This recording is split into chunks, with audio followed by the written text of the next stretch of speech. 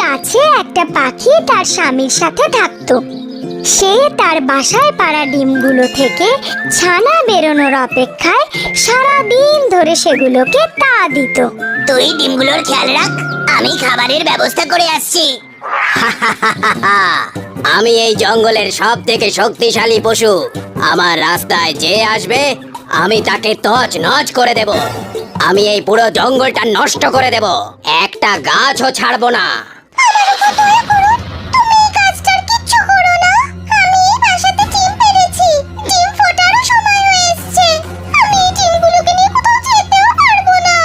তোর বাচ্চারা মরলো কি বাঁচলো তাতে আমার কি?